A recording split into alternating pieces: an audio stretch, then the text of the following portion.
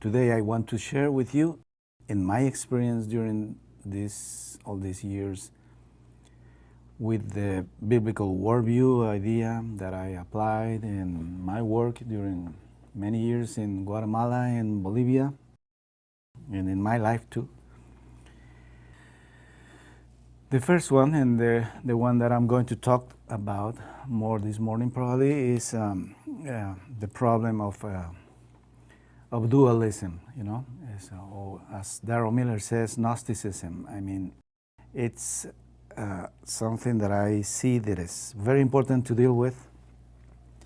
And I believe it's not only in Latin America. I guess the church in North America and everywhere are dealing with the same problem and need to be confronted and repaired, because in my opinion is kind of destroying the Christian faith. Something that I normally say to pastors and people is every year churches celebrate the Reformation anniversary, and when I get invited to say something during those days, the first thing I say, the Reformation never came here to Latin America.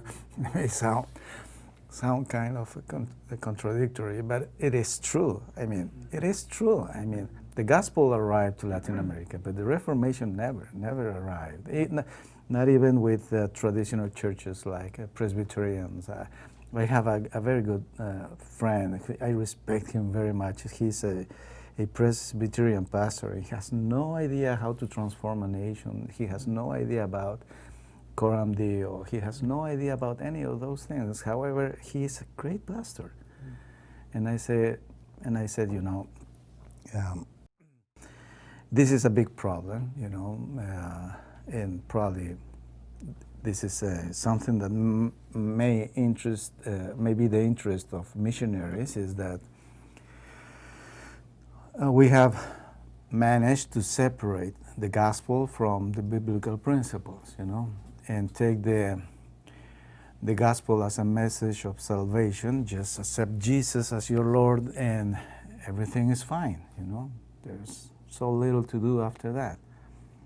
And that's the gospel we have received in the past. If you see the history of some missionary movements in Latin America, they suffer a lot. I mean, I heard some incredible stories of missionaries, especially American missionaries, arriving to wild places in Bolivia and giving up their lives with their families, and they really took the gospel there. But what nobody else later did was to continue with discipleship, and to bring in a Christianity that transformed and reformed other countries in Europe, probably, in North America, but it wasn't taken the same way to South America.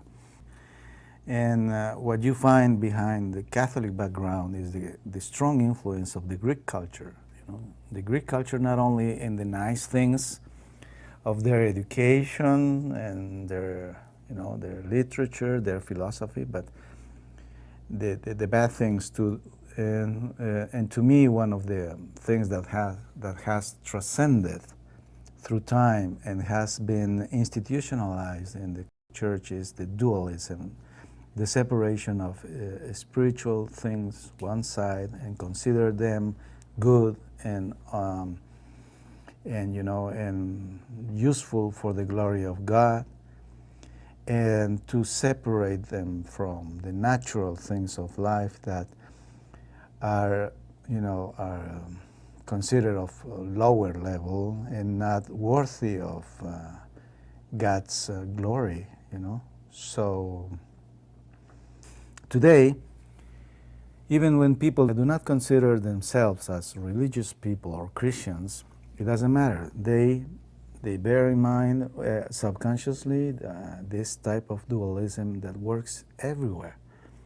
And most people who become evangelical believers, they operate from this point of view, and they are not aware of that. And And if you see it closely, and you can see the history and your own personal story of what this form of belief produces, in my opinion, is very destructive, very destructive. Well, unfortunately, you need to get old to see it. But when me and some other kids, we met Jesus when we were young. We were so enthusiastic, so spiritual. Boy, there was nothing we wouldn't do, to glorify the Lord. And I remember a couple guys that came to our church. Well, we didn't have a church; it was a praying meeting. And these guys, very noble act, they announced that they were going to leave their studies in order to serve Jesus. And we all were impressed, that's amazing. These guys are going to stop studying and they are going to devote their time serving Jesus. And I don't know, but because of this dualism that sees natural things in life, and you can find your studies there, as low versus the spiritual things like serving God, preaching and teaching as high, that seemed to be logical, natural for us. I understood about the Christian life is that we don't need to pass a theological test, in order to be blessed by God.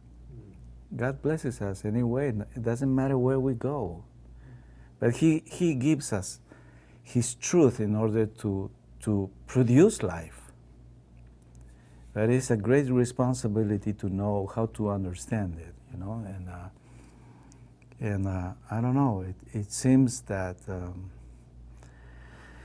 that it didn't work well during that time. And as I said before, 40 years later, all those kids who were very enthusiastic at that moment today are lives who have failed in many ways, and all those ways are in the natural ways. And because all the natural ways are broken, the spiritual side is the same way. It's not sustainable, and of course. Sometimes when I teach about this, I say, look, how many hours do you go to church? Probably Sunday 3 hours, and plus a couple hours more in another kind of meeting. So it means 5 hours that you think that you are serving God. But how many hours do you spend at home, at work, business, and all that per week? If you think about 12 hours per day and multiply by 7, it means at least 84 hours, right? 84 hours where you think that you are not serving God, versus 5 hours. If you keep that rhythm for some years, you're going to find yourself, isolated from God. And thinking that you are just doing religious things. That's psychologically natural. That's going to happen. And this separation of the natural versus the spiritual will lead you there unstoppably.